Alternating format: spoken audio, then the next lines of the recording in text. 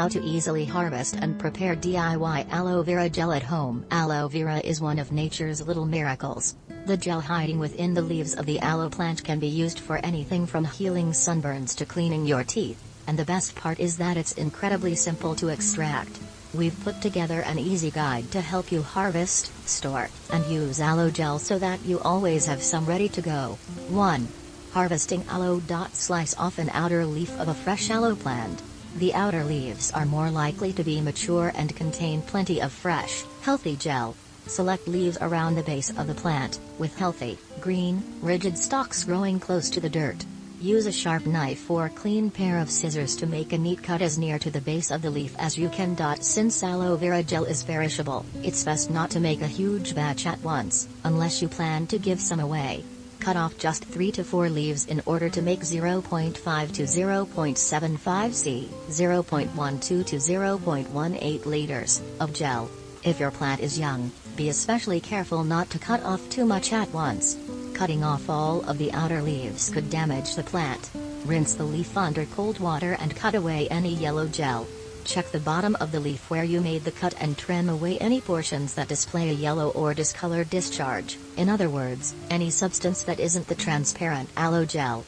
This discharge contains latex, which may cause allergic reactions in some people. Additionally, place the leaf cut side down into a container to allow any excess yellow resin drain for about 10 minutes, or until it stops dripping. Peel the leaves with a vegetable peeler or knife.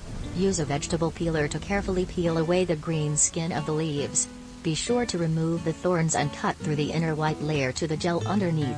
Peel off all of the skin on one side of each leaf, leaving a canoe-shaped half filled with gel. If you're using a knife rather than a vegetable peeler, first cut away the thorny edges, then slice off the flat portion of the leaf's skin, leaving the other side intact. If you have large leaves, cut them into smaller pieces before peeling to help manage their size as you work. Discard the skin as you go so it won't get mixed in with your gel. Scoop the gel out with a spoon or knife.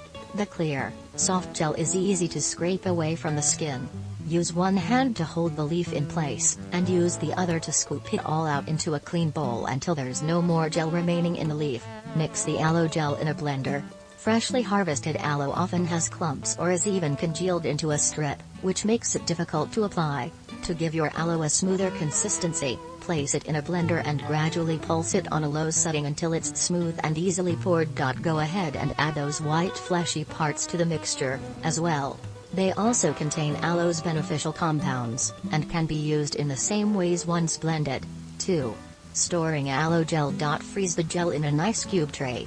Pour your blended aloe gel into an ice cube tray, then place it in the freezer.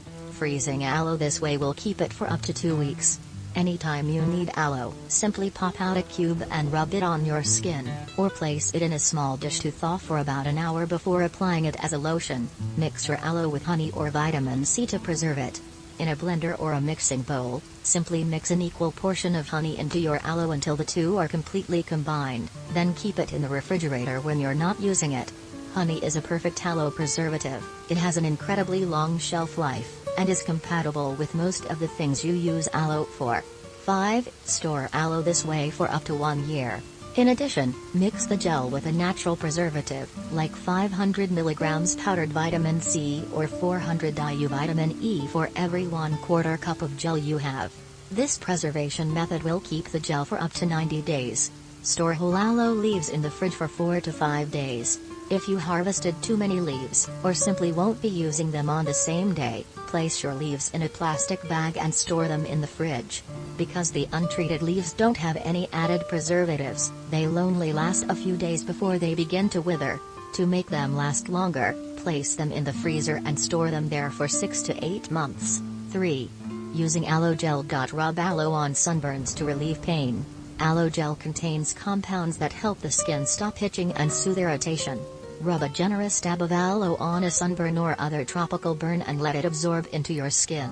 Reapply it as long as your discomfort persists. Apply aloe to minor cuts to promote healing.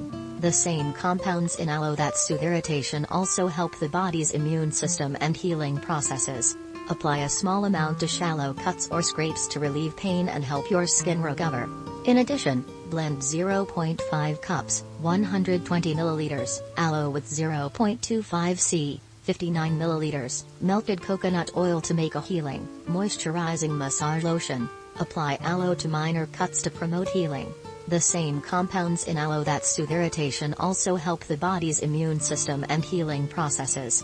Apply a small amount to shallow cuts or scrapes to relieve pain and help your skin recover. In addition, blend 0.5 cups, 120 milliliters, aloe with 0.25 c, 59 milliliters, melted coconut oil to make a healing, moisturizing massage lotion. Use aloe gel as toothpaste. Just add a dab of aloe to a wet toothbrush, the same as you would your regular toothpaste, and get brushing. In some studies, aloe was more effective at controlling bacteria than commercial toothpastes. As an added plus, it's easier on your teeth, since it doesn't have any abrasive particles like many toothpaste products. Be careful not to ingest the aloe when using it as a toothpaste, as aloe can cause dehydration if consumed orally.